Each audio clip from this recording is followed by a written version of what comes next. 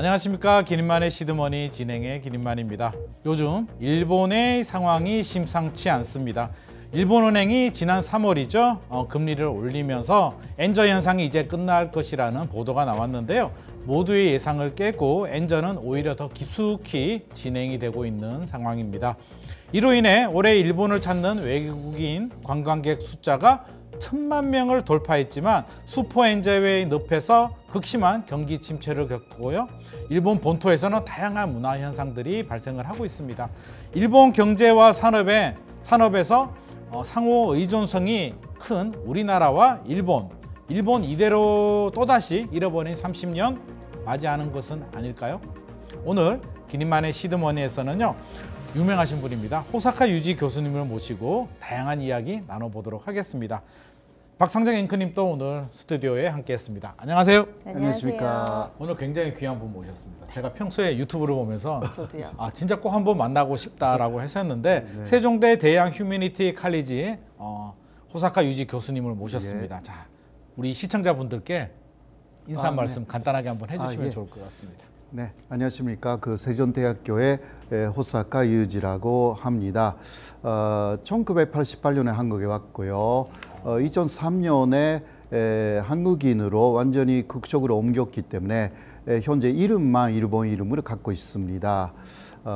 오늘은 이런 식으로 여러분들하고 함께 여러 가지 말씀을 더 나눌 수 있는 그런 기회가 되어서 또 아주 제가 존경하는 분들을 만나게 되어서 대단히 기쁩니다. 좋은 이야기가 나오도록 더 노력하겠습니다. 고맙습니다. 오늘 너무 귀하신 분 모셔가지고요. 시작하기 전에 사실 저하고 좀 이렇게 이야기를 좀 많이 했거든요. 굉장히 좀 공감되는 부분도 있고 사실 걱정되는 부분도 있고 얘기 들으니까 앞으로가 더 걱정되는 또 한중일 모두 다 걱정되는 부분이 있는데 오늘 이 시간 시드머니를 통해서 호사카 유지님이 가지고 계시는 인사이트 제대로 전달해 드리도록 하겠습니다. 먼저 주식 이야기 한번 좀 해봐야겠죠. 우리 주식 전문 박상정 앵커님께 제가 질문을 할 텐데요. 니케이 지수 최고치, 근데 엔화 가치는 최저치. 이건 너무 극과 극 아닌가요? 맞습니다. 사실 이게 좀 같이 연동이 돼야 되는데 이게 현재 반대로 움직이고 있는데요. 현재 일본 경제의 전반적인 상황을 한번 쭉 정리를 해주시면 좋을 것 같습니다. 요즘 주식 투자자분들 사이에서 일본을 바라보는 시각은 그저 부럽다. 부럽다. 네, 이겁니다. 요즘 우리도 좀 올라가는데. 조금 올라가잖아요. 예. 근데 일본은 어마무시하게 많이 어마무시합니까? 올라갔습니다. 네, 그래서 부럽네요. 일본 증시 같은 경우는 계속해서 오름세를 나타내서 최근 들어서 4만 엔선을 넘어서는 모습을 나타내고 있습니다. 그래서 연일 신고가를 계속 쓰고 있고요. 잃어버린 30년을 모두 다 메웠다라고 할 정도로 증시 분위기는 너무 좋습니다. 그 정도로요? 네, 이렇게 정말 좋은데 그러면은 증시가 이렇게 오르게 된 배경을 좀 들여다봐야 되는데 엔저에 환호한다, 엔저 때문이다, 이렇게 투자자들은 설명을 하고 있습니다. 엔저로 인해서 수출이 잘 되고 있고 그래서 기업들의 실적이 좋고 이런 기업들의 주가가 오름세를 나타내면서 수출주들이 지수의 상승을 이끌었다라는 평가들 나오고 있는 상황인데요. 니케이 지수는 최고치를 나타내는데 지금 엔저 같은 경우는 뚜렷하게 추세적으로 나오고 있습니다. 그러니까 지난 7월 3일에는 장중에 162엔, 그러니까 엔달러 환율이 162엔을 터치하기도 했거든요. 아마 엔달러 환율을 평소에도 자주 보지 않으시기 때문에 이 162라는 숫자가 의미하는 바가 딱 와닿지는 않으실 텐데 1986년 이후에 최저치를 나타내는 겁니다. 그러니까 엔화의 가치가 그만큼 지금 바닥에 떨어져 있다 이렇게 볼 수 있는 거고요. 저는 사실 HTS로 이 데이터를 보기 때문에 HTS의 1990년대 부분부터 나옵니다. 그래서 사상 최저치인 줄 알았는데 그건 아니더라고요. 1980년대 더 낮았던 수준이 있었고 현재 그 부근까지 내려가 있다 이렇게 볼 수가 있겠습니다. 그러면 이런 엔저가 시작된 것은 거의 한 4년 정도 이어지고 있다라고 볼 수가 있겠는데요. 코로나 시절인 2021년부터 오르기 시작해서 지금 4년째 내리 엔저가 지속되고 있는 상황입니다. 그렇다면 4년 전인 2021년에는 어느 정도 수준이었을까? 그때 엔달러 환율이 100엔 정도였거든요. 그런데 4년 동안 꾸준히 올라서 지금은 160엔대 정도, 그리고 저희 촬영일 기준으로는 현재 157엔 정도 기록되고 있습니다. 그럼 왜 이렇게 밀렸느냐? 이렇게 엔화의 가치가 떨어졌느냐라고 한다면 여러 가지 이유가 있겠지만은 미국과 일본의 금리 차이로 인해서 엔화 매각 움직임이 강해졌다라는 평가를 받고 있는 상황인데요. 증시 오르고 있고 뭐 엔저에 환호하는 듯 보이지만은 실질적으로 지금 일본의 기초 체력은 약해지고 있다라는 그런 우려들도 나오고 있습니다. 대표적으로 GDP 같은 경우는 독일에 밀려서 세계 4위가 됐고요. 실질 임금도 하락 국면이어서 또 실제 경기와는 좀 괴리가 있다라는 평가들 나오고 있습니다. 이게 단순히 이게 표면적으로 보면 일단 뭐 종합 주가 니케이 지수가 좋다. 그리고 엔저로 수출이 잘 된다. 이게 무슨 문제가 있냐? 아무런 문제가 없어 보이는에도 불구하고 역대급 엔저의 배경과 지금 일본 경제 그럼에도 불구하고 약간 불안의 시선, 걱정되는 시선이 있잖아요. 이게 예, 맞습니다. 그냥 표면적으로 보면 종합 주가가 올라가면 무조건 좋을 것 같은데 왜 우리가 걱정을 해야 되고 슈퍼 엔저의 배경은 뭐고 한번 교수님께서 분석을 좀 해주셔야 될 것 같습니다. 예, 지금 뭐 많이 말씀하셨는데요. 아무래도 직접적인 그 요인 중 하나는 역시 미국하고의 금리 차이라고 할 수가 있죠.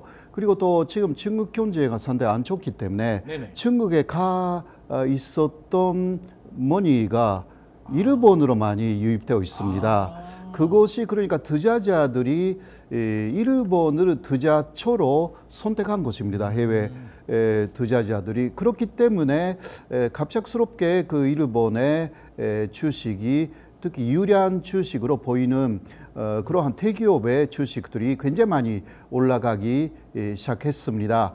그러나 전반적으로 볼 때 사실 1991년에 단시 최고치를 기록한 일본의 주가는 그 이후 35년간 계속 떨어져 가지고 아마 2007년에 7년 8년쯤에 다시 올라가기 시작해 가지고요. 단시에 그러니까 1991년의 수준을 회복한 게 올해 2월쯤이거든요. 그러니까 35년간은 올라가지 않았다는 거죠. 그 종합주가 지수가 35년간 안 오르다가 최근에 이제 최근에 그 탄시를 지원을 했다라는 것이기 때문에 이거는 35년간은 그런 사실상 잃어버린 35년간이었는데 잃어버린 35년이에요. 이게 앞으로 그러면 계속 올라가는 것인지는 대단히 의문스럽습니다. 그래요? 예, 물론 올라가기는 한다 하더라도 갑자기 또 중국의 그 상황이 좋아졌다. 그러면 톤이 그쪽으로 다시 가를 가능성도 있고요. 그렇죠.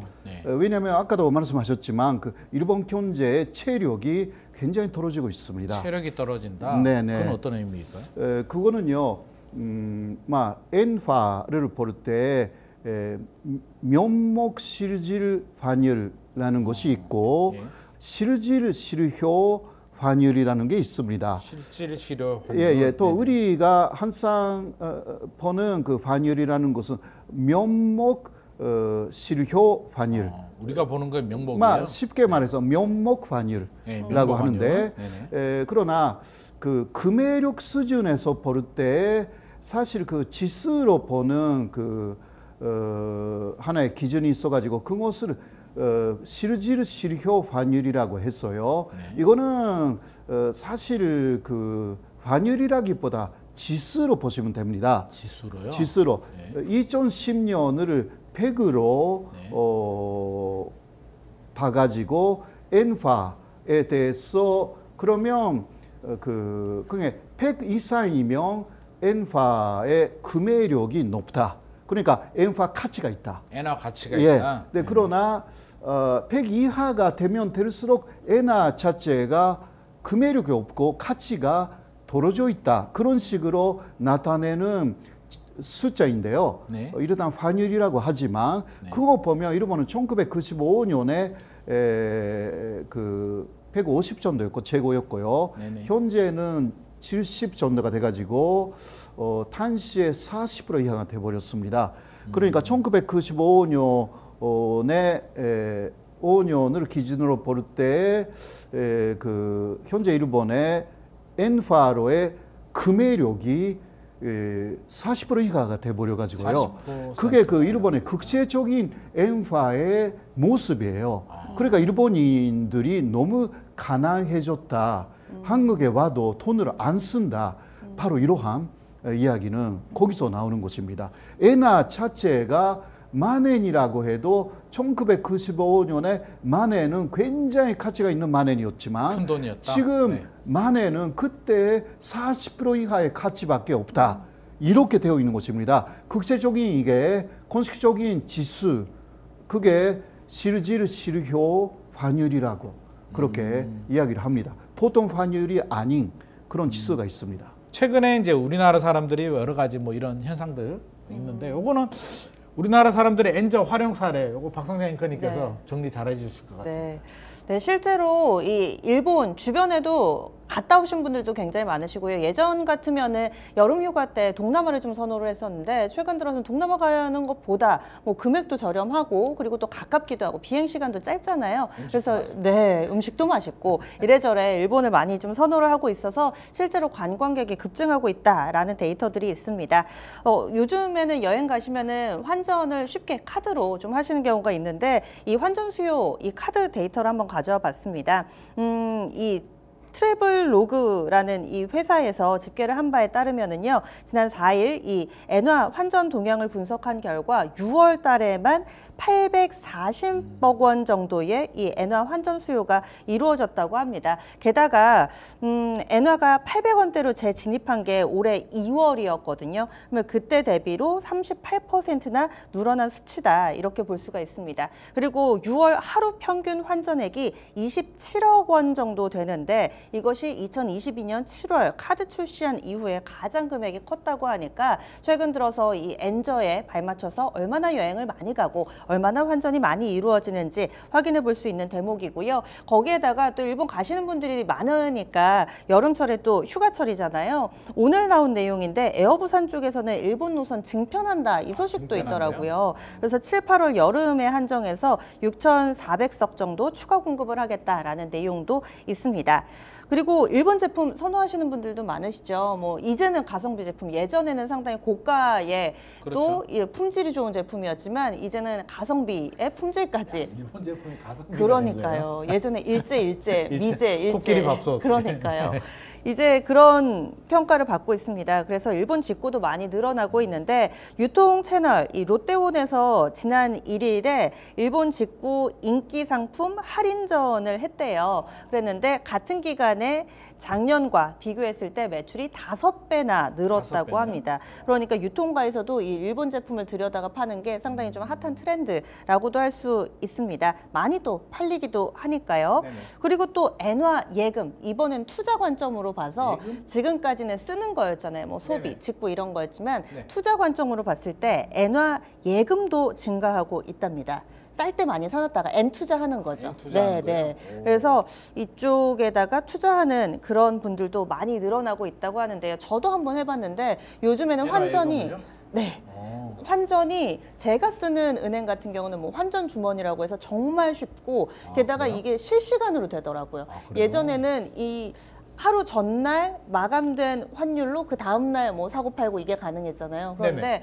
한 10분 단위인가요? 실시간으로 환율이 계속 바뀌고 그것으로 제가 살 수 있고 모아놨다가 나중에 또 바꾸기도 쉽고 굉장히 또 은행권에서도 이와 관련된 서비스가 잘 돼 있다라고 느꼈습니다. 그래서 그런지 MZ세대의 수요 증가로 인해서 요즘 들어서 환투자도 활발해지고 있는데 6월 말 기준으로 봤을 때 5대 시중은행 이 엔화 예금 잔액이 1조 3천억 엔 정도 된대요. 1조 3천억 엔요? 네, 1조 와. 3천억 엔 정도 되는데 이 작년 말하고 비교했을 때 1,594억 엔 정도 늘어난 거라고 합니다.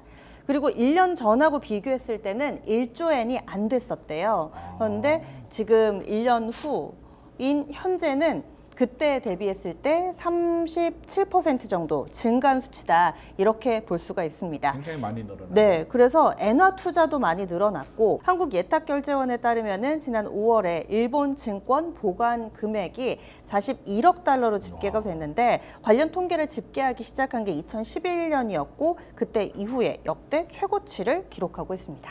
그리고 최근에 저는 이게 뭔가 싶은데요. 뉴스를 보다 보면 이게 한일을 좀 떠들썩하게 했던 열도의 소녀들 뭐 이런 현상들이 있다라고 합니다. 이게 사건이라고 하는데 이게 뭐고 이게 엔저 현상의 부작용이라고 하는데요. 엔저 현상의 부작용으로 또 열도의 소녀들은 이게 또 무슨 일인지. 예. 이것은 한국에서도 보도가 됐고요. 일본에서도 오히려 굉장히 많이 보도가 됐습니다. 일본에서도. 그거는 5월 말쯤이었죠. 특히 강남의 어떤 사실 손매매 업소에 일본 여성들이 4명 정도가 적발돼 가지고 체포된 사건입니다. 저도 봤어요. 예. 네, 경영자들은 한국 사람들이었고요.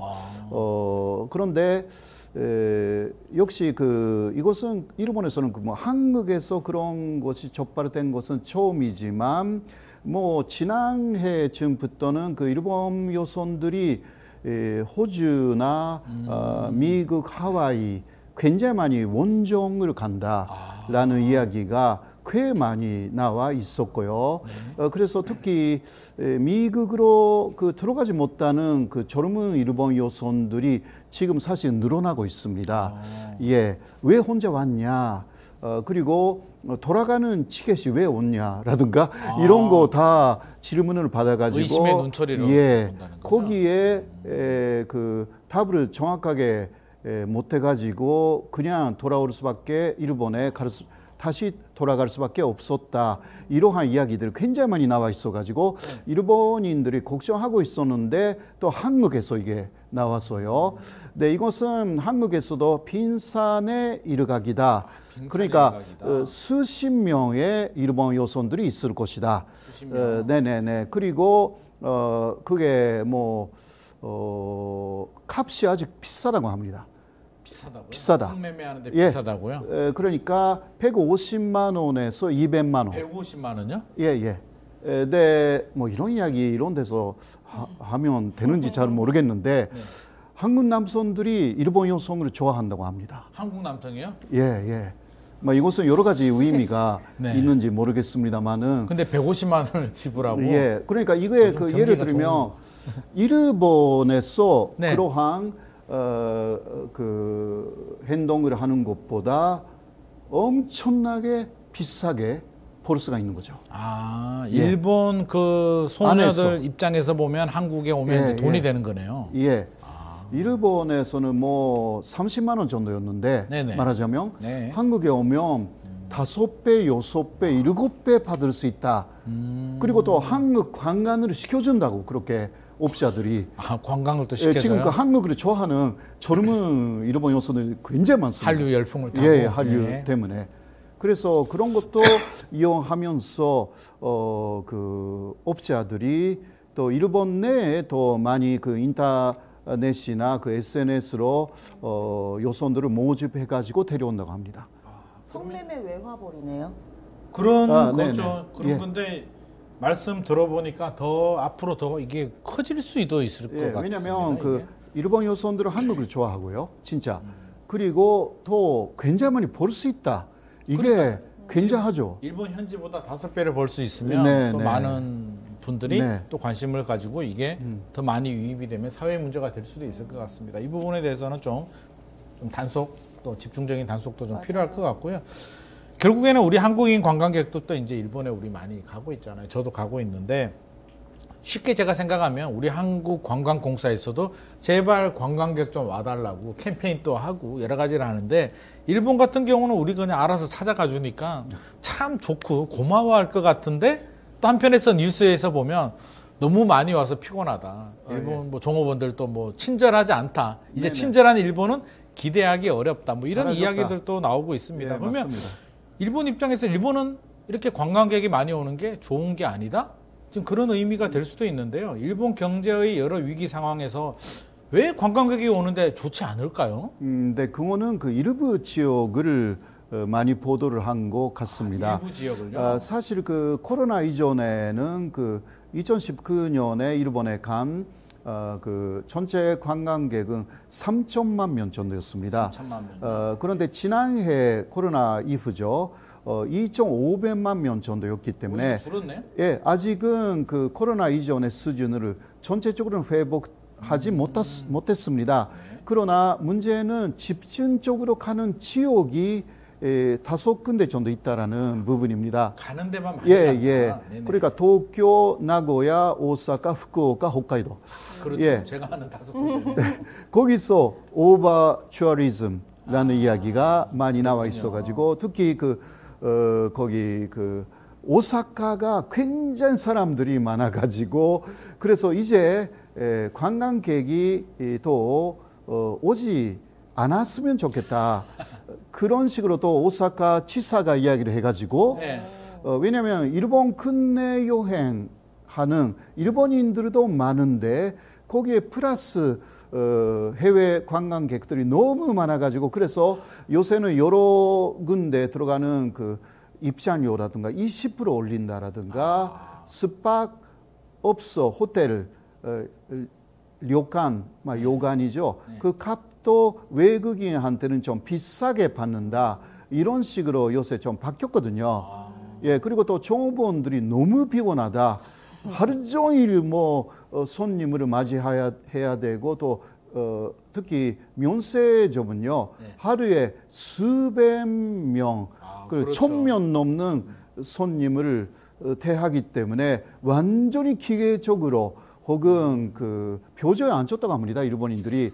그러니까 옛날에 친절한 일본이라는 그게 사라졌다 일부 지역에서는.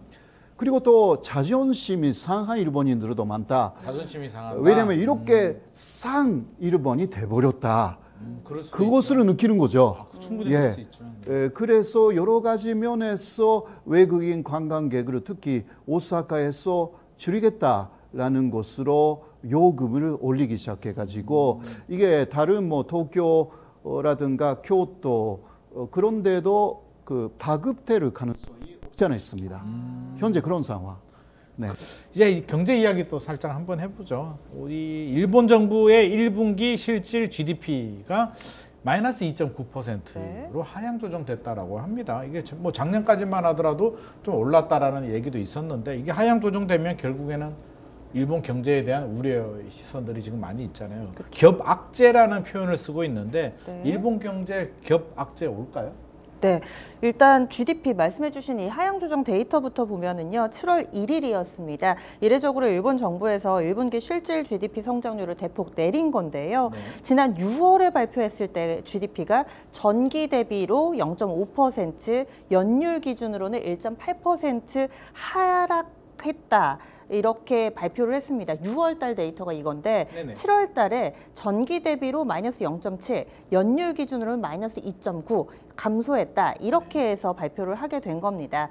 이 부분이 이제 엔화 약세를 더 굳혀지라고 있다라는 평가들이 나오고 있는데요. 슈퍼 엔저 국면에서 GDP 쇼크까지 더해지니까 경제 위기의 늪이 좀 더 깊어지는 것 아니냐라는 우려의 시선이 있는 겁니다. 실제로 이 여파가 외환 시장에도 영향을 미쳤는데요. 이 발표하고 나서 엔화의 가치가 더 크게 하락하는 모습을 보여주면서 그때가 7월 초니까 그때 162엔 터치했다라고 말씀드렸던 그 전후로 있었던 일이고요. 그리고 최근에 경제 상황 통계도 좋지 못하다고 합니다. 이 실제 물가 상승분을 뺀 실질 임금이 지난 4월까지 전년 동월 대비했을 때 25개월 연속해서 마이너스를 기록하고 있대요. 그러니까 실제로 소비할 수 있는 여력이 많이 좀 줄어들고 있고 일본 내부에서도 임금을 현실화해야 된다라는 목소리가 조금씩 나오고 있다고 합니다. 거기에다가 이 GDP 쇼크는 역사적 엔저에 제동을 걸 수 있는 이 BOJ, 일본 중앙은행에서도 지금 금리를 정상화해야 된다, 뭐 인상해야 된다 이런 얘기 나오는데요.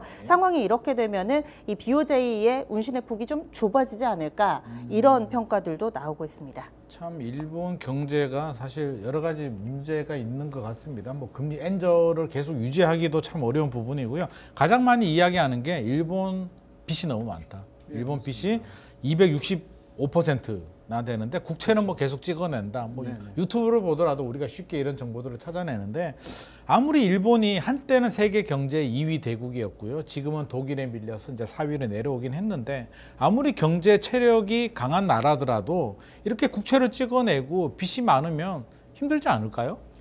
굉장히 힘들죠. 굉장히 사실 힘들어요. 그게 네. 시작된 것은 그 아베노믹스죠. 아베노믹스요. 그러니까 2013년부터 국제를 거의 무제한 사들인다. 이러한 정책이 시작됐고 아베노믹스는 그 2년 정도로 인플레이션 2% 달성해서 끝낸다라는 계획이었는데 그게 잘 안 돼가지고 속전속결로 했어야 예, 되는데. 10년 정도 이어온 거죠. 네네. 그렇게 해서 국채를 너무 사버렸고 엔화를 너무 찍어내버렸기 때문에 엔화 가치도 떨어졌고 네. 그리고 또 국채를 일단 이거는 빚이기 때문에 이것은 국가가 국채를 상환해야 되고 이자를 내야 되잖아요. 네. 그러니까 국가 예산이라는 게 한국은 올해 640조 원이에요. 네네. 근데 일본의 국가 예산을 원으로 말씀드리면 2014년 일본 국가 예산은 1,000조 원 정도가 됩니다. 그보다는 훨씬 예, 많네요. 훨씬이라기보다 뭐 30% 정도 많다라는 네네. 것인데 그러나 그 중에서 25% 정도는 국채를 상환해야 되는 돈이에요. 그러니까 그런 면에서는 한국의 국가 예산하고 일본의 국가 예산 절대적인 금액이 거의 비슷합니다. 근데 문제는 일본은 인구가 한국의 2.2배이기 때문에 그렇죠. 한 사람당 쓰는 세금은 국가 예산으로 볼 때 한국이 훨씬 많은 세금을 1인당 한국 사람에게 일본인 이상으로 쓰고 있고 일본은 쓰고 싶어도 그런 식으로 상환해야 되는 게 너무 많아가지고요. 네네. 이게 한 사람당 비교하면 국가가 한 사람에게 쓰는 세금은 한국이 훨씬 많습니다. 일본 국민들이 느끼기에는 국가가 우리한테 아무것도 안 해주는 해준다 게 이거죠. 없다라고 느낄 수밖에 예. 없겠네요. 예. 네. 또 그런 문제가 있군요. 있습니다. 듣고 있으니까 또 일본 국민들 입장에서는 아니 뭐 기업은 돈이 있고 뭐 나라도 부자라고 하는데 왜 우리는 가난하나 이런 그러니까 얘기가 밖에서 보면 네. 일본 괜찮다. 괜찮죠. 그런데 네. 내부에 들어가면 기시다 뭘 하고 있냐 빨리 그만둬라 이런 이야기가 나오는 것입니다. 충분히 그럴 수 있겠네요. 이게 예. 우리하고도 오히려 우리가 1인당으로 해보면 세제 혜택을 더 네, 많이 받는다고 네, 하니까 일본 국민들은 또 충분히 또 그런 불만의 목소리를 낼 수 있을 것 같습니다. 그럼에도 불구하고 또 이게 뭐 뉴스를 보니까요, 뭐 워렌 버핏이 일본의 5대 상사에 뭐 거대한 투자를 했다. 네. 또 아마존, MS, 구글 또 투자를 했다라고 하는데 일본 경제 어렵다. 뭐 여러 가지 위기 상황 속에서도 이렇게 또 투자는 또 계속 되고 있네요. 네, 그러면 그렇습니다. 바라보는 관점이 다른 건가요? 그런가 봐요. 그리고 일본 정부 쪽에서도 내부에서 지금 빚이 많고 쓸 돈이 없다 보니까 해외 이 투자 유치에 굉장히 좀 적극적이다 이런 느낌을 많이 받습니다. 그리고 국내에서도 일학개미가 있듯이 해외에서도 지금 일본 증시에 투자를 하는 분위기가 이미 사실 몇 년 전부터 형성돼서 조금 전에 증시도 뭐 35년 전의 수준을 되찾았다라고 한 것처럼 자금은 많이 좀 유입이 되고 있습니다. 그래서 이 부분에 트리거가 된 시발점이 됐다라고 이야기해도 과언이 아닌 사람이 아무래도 오마의 현인으로 불리는 워런 버핏이 아닐까 싶은데요. 그렇죠. 네, 워런 버핏은 확실히 좀 해안이 있구나라는 생각을 한 것이 사실 최근 들어서 저희가 뭐 일본 4만 엔선 넘었습니다, 최고치입니다 하지만 1년 전부터 그는 시작을 했습니다. 1년 전부터. 네, 사실 멘트가 나온 게 1년 전이고요. 훨씬 이전부터 일본 증시에 관심을 좀 가지고 있었다라고 볼 수 있습니다. 이분은 타임머신을 타고 좀 이게 갔다 온 거 아닐까요? 그러니까요. 저는 그런 생각 네, 혹시 안 드는데. 그래서 이 네. 워런 버핏과 밥 한 끼가 뭐 경매에 오르고 뭐 이러기도 하니까요. 밥 한 끼 먹을 만하네요. 그러니까요. 네. 그래서 그때 당시에 1년 전에 어떤 얘기를 했냐면은 일본 대형 상사에 투자를 하고 있다. 그런데 이것이 기존에 가지고 있었는데요. 추가 매입 의사를 밝힌 게 1년이 지난 겁니다. 네, 그래서 그가 콕 집어서 얘기를 한 게 상사주였어요. 일본의 상사주. 일본 상사. 네, 그래서 5대 상사주에 대해서 상당히 좀 매력도가 높다, 주가의 매력도가 높다라고 이야기를 했는데 그 뒤에 이 상사주는 일본의 재발견의 상징으로 여겨지면서 주가가 급등을 했습니다. 그 정도예요? 네, 그래서 주가도 많이 올랐고요. 뿐만 아니라 일본 정부에서도 좀 전에 말씀드린 이 투자 유치에 굉장히 좀 적극적입니다. 그래서 일본 빅테크 업체들이 AI 수요에 맞춰서 투자를 늘리고 있는데 실제로 기시다 후미오 일본 총리가 미국을 국빈 방문을 지난 4월에 했습니다. 그래서 그때 우리나라도 뭐 윤석열 대통령 세일즈 외교 이런 얘기 많이 나오잖아요. 4월에 미국 가가지고 마이크로소프트가 그때 일본 내에 클라우드 컴퓨팅하고 AI 사업을 확장하기 위해서 2년간 우리 돈으로 4조 원을 투자한다라는 이런 발표가 있었습니다. 뿐만 아니라 이 마이크로소프트, 아마존, 오라클 이런 것들도 뭐 데이터 센터를 만들겠다라거나 이런 식의 투자 발표가 꾸준히 나오고 있고요. 대만의 TSMC, 대만도 사실 일본하고 친하잖아요. 맞습니다. 대만의 TSMC도 공장을 일본에 지었습니다. 그래서 이 부분도 또 반도체 섹터 전반에 영향을 미치기도 했습니다. 그러면 일본 국민들은 힘들다고 하는데 뭐 투자를 하는 분들이 뭐 사실 워렌 버핏도 그냥 뭐 일본이 좋아서 그냥 감정으로 투자하지는 않았을 거란 말입니다. 그러면 이게 뭔가가 있을 것 같은데 이 일본의 매력적인 투자 포인트가 뭘까요, 교수님? 아무래도 사실 일본 주식이 지금 올라가고 있는 하나의 요인은 워렌 버핏이 투자했기 때문에 사실 그것을 보고 다른 사람들이 일본 믿을 수 있겠구나 이런 그 정도예요? 부분도 있습니다. 버핏이 작자. 예. 네, 그러나 그거는 일부 대기업에 한정되어 있는 부분들이 있고요. 일부 대기업이다.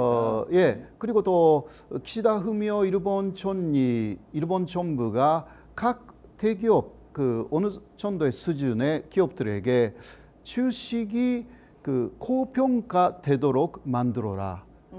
이러한 지시를 내렸습니다. 아니 그걸 지시를 내린다고 고평가가 되나요?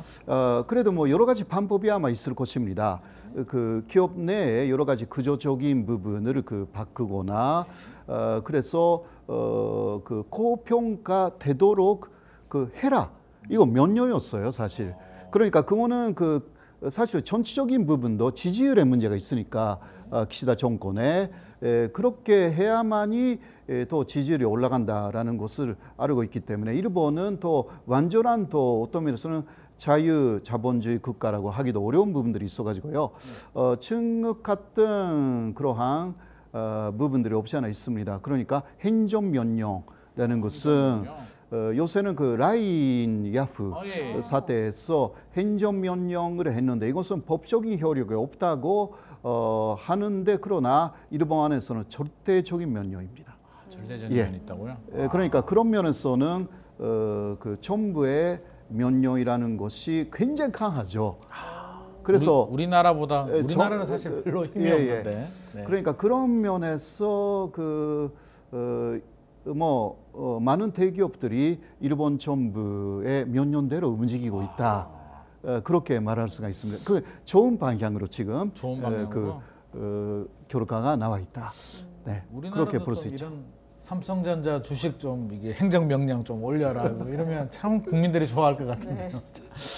그리고 이제 부동산 이야기 좀 해보도록 하겠습니다. 이제 일본 사람들이 사실 우리가 오히려 투자 더 관심이 많아요. 저한테 물어보시는 분들도 많고 일본 어떻게 투자해야 되느냐라고 하는데 막상 일본 사람들은 부동산 투자에 일본 부동산에 관심이 없다. 네네. 일본 사람들은 관심이 없는데 우리는 관심이 많다. 왜 일본 사람들은 부동산에 관심이 없을까요? 이것도 주식 부동산이 이게 하나의 투자 수단이잖아요. 네, 그거는 일본의 바블 시대가 있었지 않습니까? 1985년부터 91년까지 그때는 부동산을 사고 또 주식을 사면 절대 내려가지 않는다라는 신화가 있었습니다. 불패 신화. 그러니까 그때는 부동산에 대한 투자도 많이 했습니다. 그때는요. 그러나 그 다음에 91년에 거품이 커져가지고요. 이제 신화로 계속 올라간다고 알고 있었던 부동산이 갑작스럽게 내려가기 시작했죠.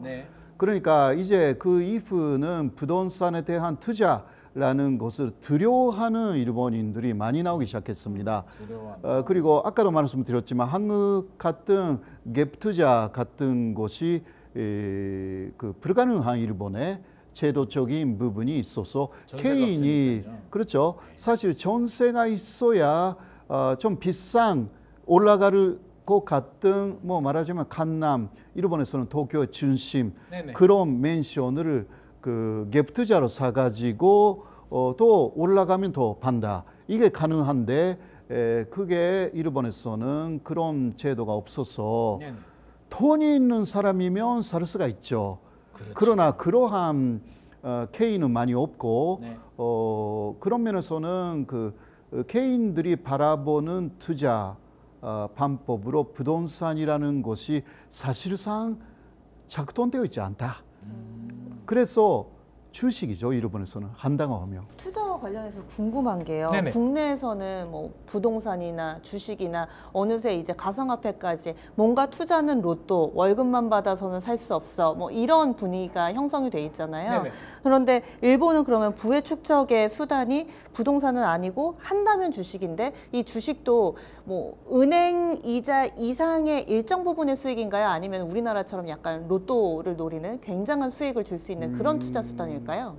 그게 그 일본에서도요, 그 주식 투자의 달인 같은 사람들이 좀 있기는 해요. 근데 그런 사람들이 그 뭐라 할까 학원처럼 그러니까 인터넷을 통해서 학생들을 모아가지고 가르치고 있습니다. 일본에도 있어요? 예, 일본에도 거의 비슷하게 하고 있기 때문에 그 사람들이 가르치는 대로 가면 뭐 벌 수 있는지는 몰라도 그래도 그거는 뭐라 할까 갑작스럽게 뭔가 굉장히 한 번에 엄청나게 본다라는 게 아니에요. 저도 조금 뭐 무료 간자라든가 있잖아요. 네네. 그거 본 적이 있는데 상당히 계산을 해가지고 이게 하지 않으면 안 되는. 머리를 많이 써야 돼요. 예, 그러니까 5군데 투자하면 2군데는 패배하고 3군데는 이기면 이게 이긴 것이다. 이런 식으로 가르쳐요. 사실은 그게 정상 아닌가요? 그 주식 예, 예. 투자도 근데 우리나라랑 문화가 좀 다른 것 같아요. 아, 달라요? 그러니까 네. 일본 같은 경우는 사실 그게 저는 정상이라고 봐요. 저도 우리처럼 사실 왜 좀- 로또라고 하고 이렇게 올라가고 하는 게 사실 우리가 약간 투자에 대해서 그동안 경제 성장기를 거쳐왔기 때문에 그게 네. 맞물려서 이제 그게 된 거고 저는 앞으로는 아마 우리도 한 30년, 40년 이렇게 되면 또 일본이나 미국처럼 이런 투자 방법으로 접근하는 게 저는 또 맞는 맞아요. 방법 아닌가 네. 하는 생각이 듭니다. 제 주변에도 이제 많은 분들이 관심을 좀 가지고 있고 일본에 투자하면 하고 싶다. 좀 알아봐 달라고 하고 저도 사실 관심이 있어가지고 알아봤는데 저는 어디서 막혔냐면은요, 교수님. 대출이 이게 대출. 예. 일본이 저금리잖아요. 그래서 제 단순한 생각에서는 저금리니까 전세가 없어도 저금리 대출을 받아서 투자하게 되면 사실 일본 부동산이 뭐 비싼 데는 이제 도쿄 중심부는 굉장히 비싸지만 비싸지 않는 곳도 후쿠오카 같은 경우는 뭐 단독주택이 뭐 4억? 신축도 4억, 5억 하는 곳들도 있더라고요. 그래서 대출만 받으면 괜찮겠다라고 예, 했는데 네. 알아보니까 대출 안 해준대요. 한국인들한테는 안 해준대요. 그래서 이게 분명히 차이가 있을 것 같은데 이 모기지론에 대해서 뭐 금리도 그렇고요. 대출의 차이에 대해서 좀 설명 좀 해주시죠. 예. 먼저 일본인들이 일단 신용이 문제 없는 사람들은요, 집을 살 때 거의 다 모기지론으로 집을 삽니다. 그리고 또 모기지론의 뭐 평균은 35년 정도로 그렇게 만들고요. 그리고 이자가 굉장히 싸요. 변동금리로 말하면 뭐 0.3% 정도. 네. 예, 그리고 고정금리로 해도 2% 정도가 굉장히 많습니다. 2%가 고정금리예요? 예, 예. 네, 한국은 그래도 5% 이상 넘지 않습니까? 그렇죠. 최근에 좀 내려오긴 했습니다. 네, 네, 그것을 35년간 혹은 40년간 균등하게 갚아나갑니다. 예를 들면 뭐 5억 원에 한국 원으로 말하면 5억 원에 뭐 조그만 맨션을 샀다. 그러면 그게 원금하고 이자까지 합해서 한 달에 내는 돈이 한국 돈으로 100만 원 이하입니다. 그러니까 상당히 그런 면에서는 한국은 그냥 이자만 내고 마지막에 원금을 몇 번 고르쳐서 내는 경우가 많지 않습니까? 예전에는 그랬는데 이제 최근에는 한국도 이제 원금 원리금 먹이지로 이렇게 내도록 이제 이렇게 네. 하긴 합니다. 네. 그래도 그 일본은 그런 식으로 금리가 아주 낮기 때문에 그래서 문제점은 어디에 있냐고 하면 네. 금리가 낮기 때문에 자신이 그 지급할 수 있는 만큼의 좋은 집을 산대요. 그러니까 그 예를 들면 300만 원 받는 분이 그 집값으로 내는 게 100만 원 정도가 한계다. 그렇게 생각하면 그 100만 원 안에서 그러니까 보통 사람들은 조금 80만 원 정도로 해서 좀 여유를 갖자 그렇게 생각하는데 네네. 그렇지 않고 그 일본 말로 말하면 이빠이하게 예 가득 그렇게 채워버린다고 합니다. 그래서 좋은 집을 사는 거예요. 좋은 집을 산다. 예, 보다 더 좋은 집을 예, 산다. 보다. 그러니까 노는 여유가 없어지는 가정이 많다. 그 이야기가 나와 있습니다. 이게 여유가 없어지고 또 저가 생각하면 좀 걱정되는 게 만약에 네. 금리가 올라가 버리게 바로 되면 그거예요.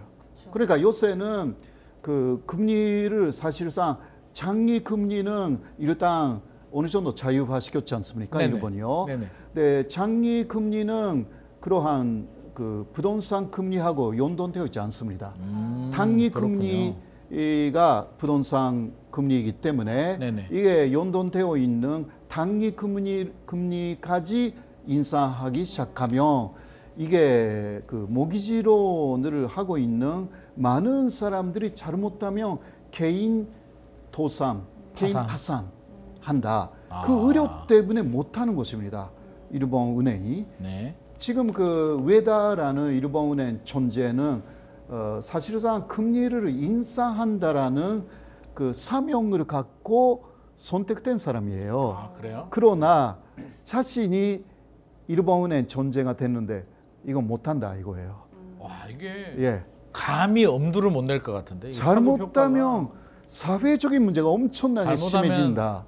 회복도 못 했는데 또 잃어버린 예. 20년. 그리고 좀비 기업들이 너무 많아가지고요. 좀비 기업들도 많다. 좀비 기업이라는 게 뭐냐고 하면 버는 그 돈보다 내는 이자가 많은 그러니까 대출금에 내는 이자가 많은 기업이죠. 그런데 거기에 또 이자율을 그러니까 기업에 대한 이자율을 올려버리면 잘못하면 굉장히 많은 중소기업들이 도산합니다.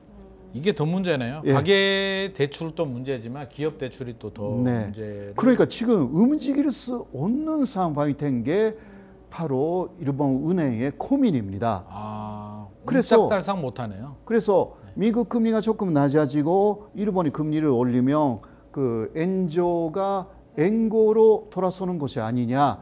어느 정도는 엔고로 갈 것이지만 그렇죠. 한국에서 그 기대할 정도의 엔고는 금방 오지 않을 수가 금방 오지 있습니다. 않을 수도 있다. 네, 네.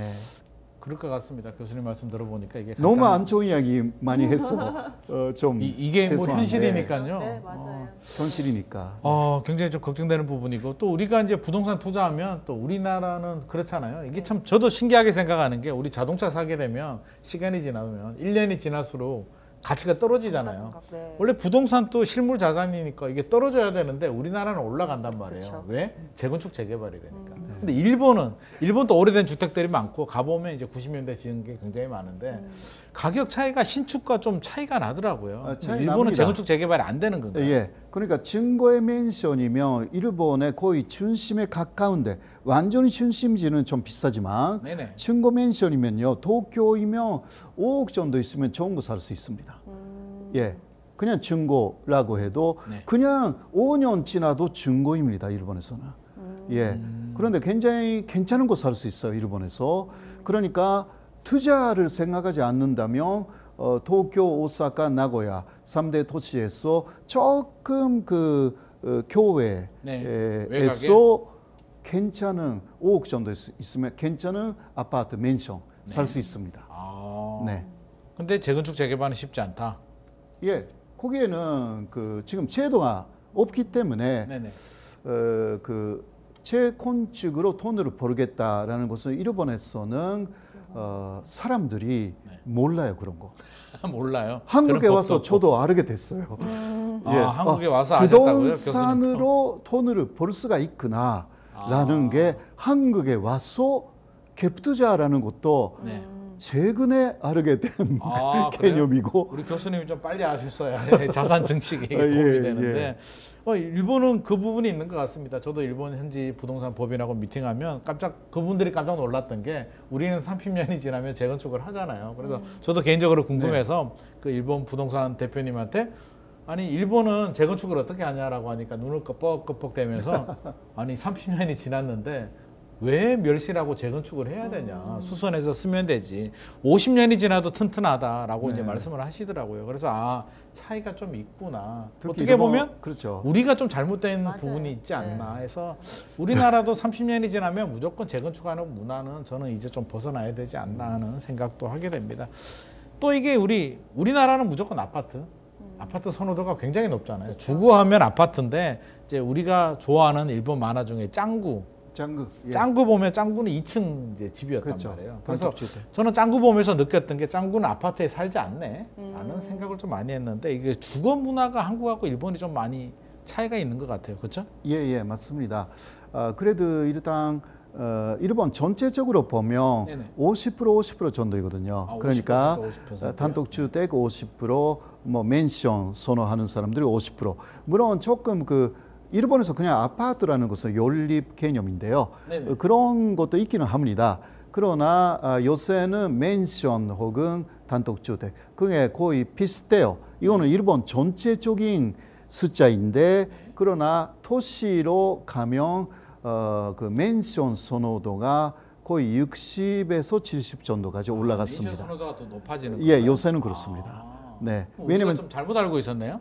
그게 조금이라도 요새 맨션이 또 그래도 값이 올라가고 있어가지고 살기 좀 편하니까. 예, 또 어떤 그 회사 입장에서 보면 맨션 많이 좀 살 수 있는 회사들이 있잖아요. 네네. 그런 사람들은 개인이 아니기 때문에 투자 개념으로도 살 수가 있기 때문에 그래서 맨션 선호도가 늘어나고 있는 사실이 있습니다. 요새는.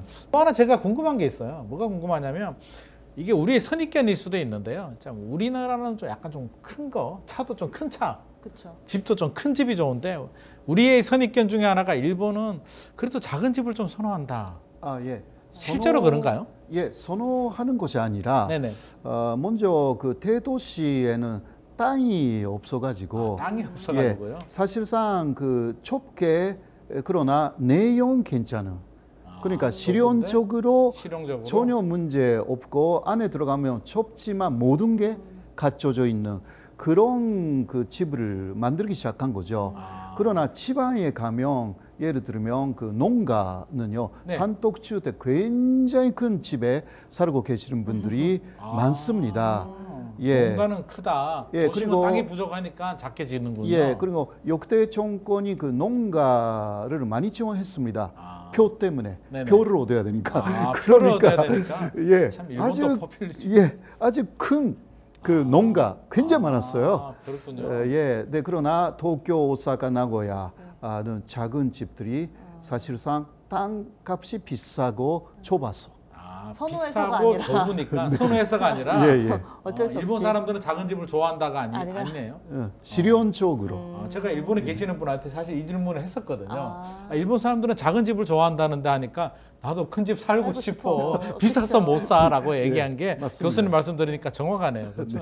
저는 대출 이 부분이 좀 궁금했던 게 우리나라도 사실 모기지로는 장기 대출이잖아요. 근데 네네. 일본은 보니까 초장기 대출이라 그러더라고요. 네네. 국내는 뭐 30년 안팎이라고 하면은 일본은 뭐 50년짜리도 있고 맞습니다. 심지어 100년 만기짜리도 있다 그러던데 그러면은 이 100년 만기짜리는 어떻게 갚나 저는 그것도 좀 궁금했고요.